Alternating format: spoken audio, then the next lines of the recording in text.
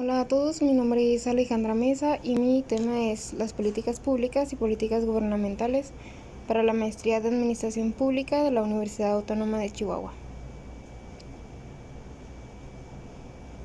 Comencemos por hablar qué son las políticas públicas.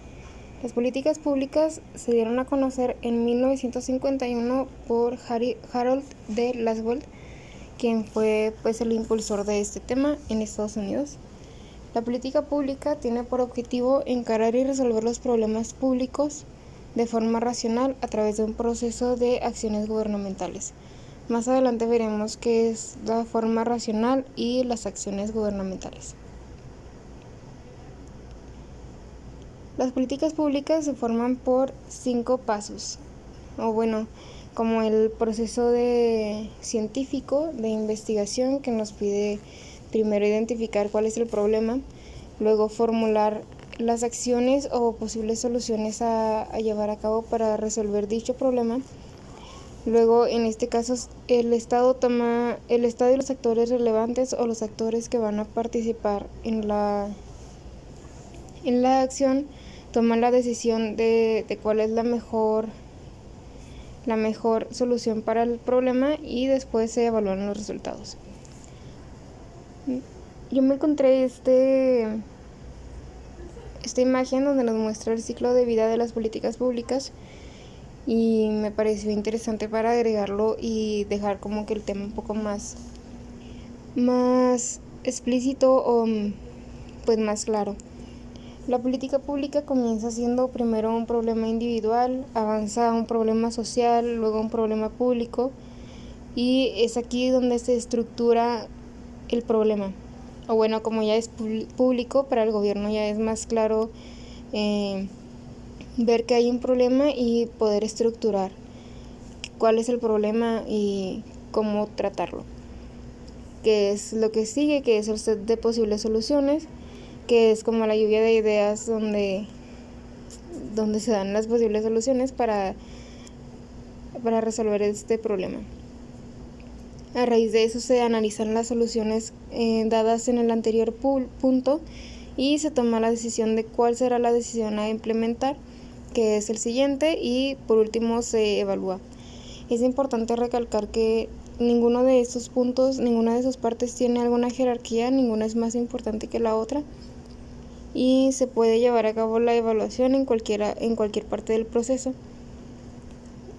Pongo un ejemplo un poco rápido para entender un poco cómo se lleva a cabo este tipo de procesos. Con la pandemia actual, pues primero era un problema individual con la primera persona que fue infectada con este nuevo virus. Luego, pues a raíz de que sale el primer contagiado, se empieza a conocer que hay un círculo pequeño de personas que convivieron con esta persona y que pues a raíz de la convivencia se contagiaron también. Entonces pasa a ser un problema social y después, pues ya que hay demasiados contagios en la sociedad, pues pasa a ser un problema público y en este caso, pues un problema a nivel mundial. Me gustó este fragmento que encontré en la lectura que dice: no hay soluciones definitivas de problemas, sino intercambios de problemas, de Matus en 1987. Me pareció interesante agregarlo porque es muy claro verlo, por ejemplo, ahora con este mismo, continuando con el ejemplo de la pandemia, es fácil verlo, que se le está dando un poco más de importancia al derecho de gozar una buena salud contra el derecho a una vida digna o a mantener la economía en un buen estado para que la sociedad pues viva y tenga una buena calidad. A México llegaron las políticas públicas en 1980. Antes de esto pues no se conocían. Principalmente me parece a mí que porque antes de eso pues nos vivíamos en guerras y que la independencia y la revolución, y pues obviamente cuando un país termina una guerra pues pasa luego un tiempo como de recuperación en el que pues es totalmente interno y pues se cierra a lo externo. Aquí viene la parte de la que es la forma racional de actuar del gobierno, que es actuar o las acciones que realiza el Estado se realicen con productividad, economía, eficiencia y eficacia. Estas 4 virtudes o habilidades o capacidades son las necesarias para que las acciones del Estado sean acciones racionales. Y esto, así como dice el texto, dice son principios de forma y no de fondo, por lo que nada nos dicen sobre cuáles son las actividades que corresponden al Estado, cuáles deben dejarse en manos del mercado y cuáles son los valores sustanciales que deben realizarse a través de la actividad estatal. En buena medida, este será el objetivo de los derechos humanos en las políticas públicas y los presupuestos. Es decir, claramente, pues como viene aquí, que muchas veces al ciudadano o a la sociedad en general se le mantiene como en la incógnita de qué es lo que le corresponde al Estado, que le corresponde a lo privado a realizar para, pues no sé por qué lo mantienen en privado, o a veces es muy difícil entender la diferencia o dónde está la raya entre lo que realiza el Estado y lo que realiza el área privada.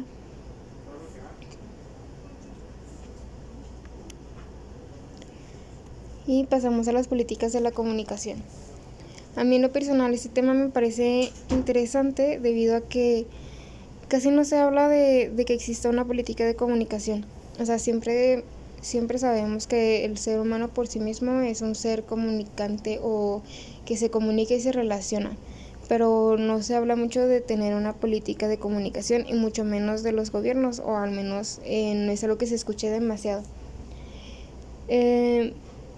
La definición que yo tomé fue dado por el Manual de Comunicación Política de Oxford, que dice que la política de comunicación es como dar sentido a los intercambios simbólicos entre los actores políticos mediante la presentación e interpretación de la información, con posibles consecuencias para el ejercicio del poder.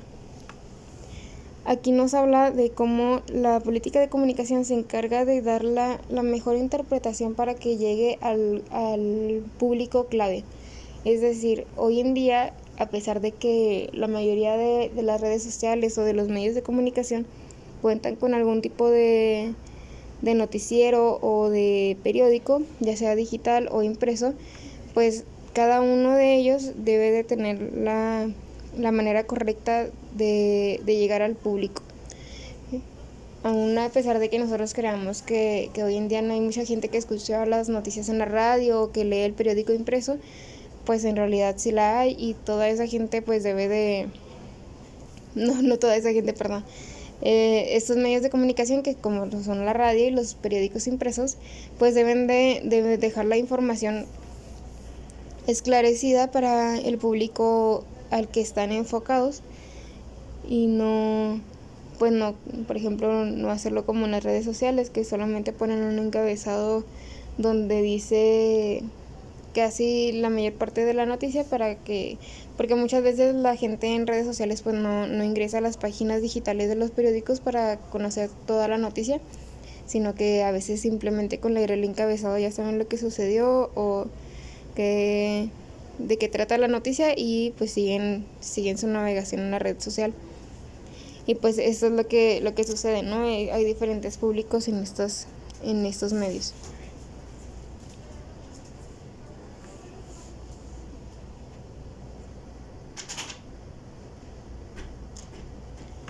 Y a continuación les presentaré un video que nos habla un poco más claro cómo que es la comunicación política. ¿Qué es comunicación política?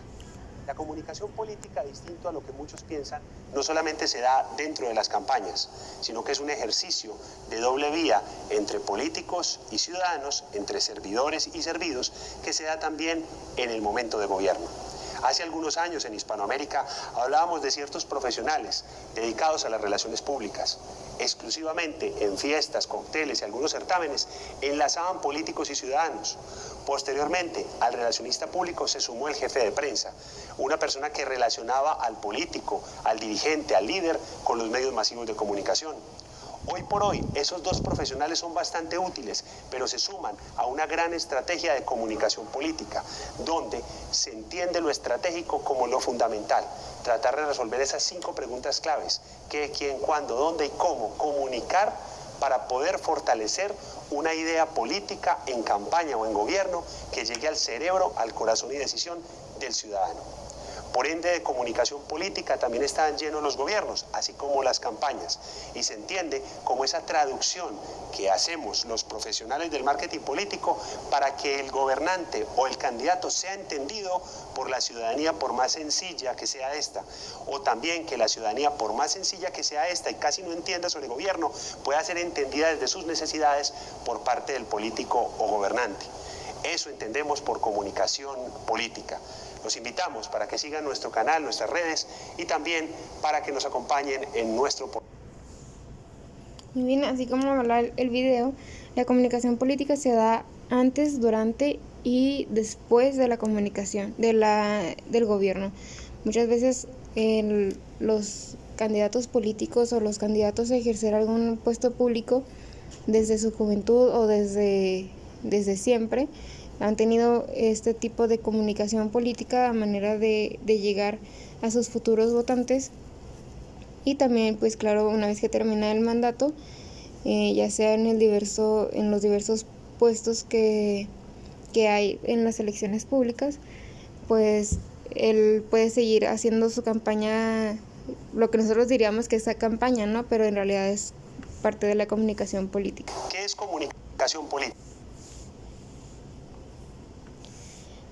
Y pasamos a las políticas gubernamentales, que Tamayo Sáenz nos regala esta definición en 1997. Habla que es un conjunto de objetivos, decisiones y acciones que lleva a cabo un gobierno para solucionar los problemas que en un momento dado los ciudadanos y el propio gobierno consideran prioritarios. ¿Y qué son las acciones? Las acciones buscan de parte del gobierno de parte del gobierno la consecución del bienestar público. ¿Por qué? Porque pues evidentemente todas estas acciones o todas las acciones racionales que ya hablábamos anteriormente son realizadas con los recursos públicos, o sea que están realizadas con los impuestos y con el erario público. Es por esto que pues se busca que las acciones gubernamentales, así como sus mecanismos y procedimientos, se logren de la manera más eficiente para pues evitar la molestia de la sociedad en general. ¿Cuáles son los tipos de políticas gubernamentales? Primero conocemos, yo creo que todos hemos escuchado hablar sobre la política exterior, que es la norma de comportamiento entre un Estado soberano y otros Estados soberanos. Aquí un ejemplo muy claro que todos hemos visto o que todos conocemos de alguna u otra manera es el embargo comercial que tiene Estados Unidos hacia Cuba, donde no solamente fue afectado Cuba, sino que también los estados que tenían relación con Cuba y Estados Unidos, porque se tuvo que hacer ahí como casi que decidir, ¿no? Que con qué estado, con qué país voy a seguir teniendo una buena relación y con cuál no, porque pues evidentemente pues Estados Unidos al hacer este embargo pues tuvo ahí, se puso así como que un poquillo fresa, ¿no? De, oye, no es que si tú te llevas bien con Cuba, pues yo no te voy a seguir comprando tus mercancías o tus productos, se les voy a poner un arancel más alto, y pues es ahí donde se juega la política exterior, ¿no? También pues lo vemos en todos los tratados internacionales, en las relaciones entre países, en la ONU, en la Unión Europea, en los diversos grupos G20, el G5, G8, etcétera, etcétera. Y la política económica. La política económica nos habla sobre cómo un país o un gobierno refleja o toma sus normas y reglamentos hacia la política, hacia la economía, y pues esto se le conoce así como la política económica, que en el caso de México está dirigida por el Banco de México. Asimismo, pues aquí les agregué un video que nos comparte la página de YouTube de Banco de México, que nos habla de su funcionamiento.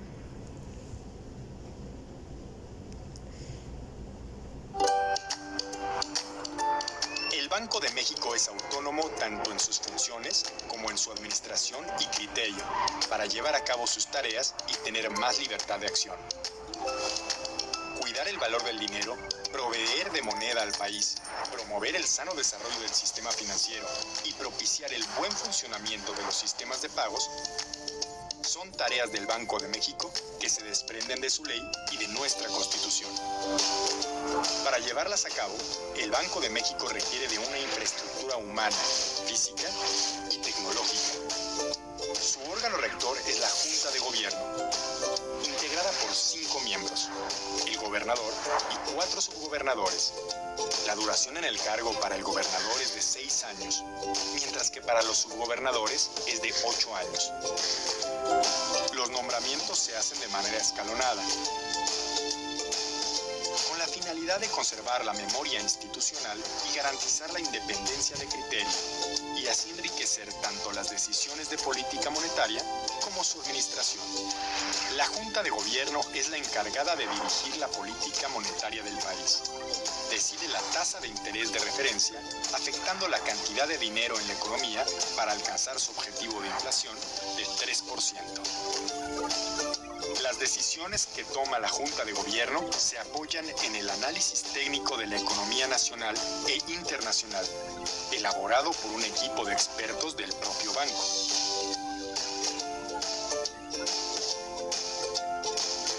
Para cumplir con su función de proveedor de moneda nacional, tanto la fábrica de billetes como la casa de moneda lo abastecen de manera exclusiva de efectivo, en las cantidades y denominaciones que el Banco de México le solicite. La distribución se llevará a cabo a través de cajas regionales y sucursales bancarias que le ayudan a distribuirlo por todo el país. Todas las operaciones del sistema financiero se hacen a través del sistema de pagos, el cual está conformado por redes cibernéticas a través de las cuales se registran y supervisan diariamente millones de transacciones que son reguladas por leyes, reglamentos y normas para garantizar su legalidad y adecuado funcionamiento. El Banco de México rinde cuentas y mantiene una comunicación abierta con la sociedad a través de comunicados de prensa, minutas, comparecencias ante el Congreso, reportes económicos y financieros y su programa de educación financiera. Es así como el Banco de México contribuye a fortalecer la confianza de la sociedad, tanto en el dinero que circula como en el sistema financiero, sentando las bases para el crecimiento económico. Banco de México protege el valor de nuestro dinero. Banco de México.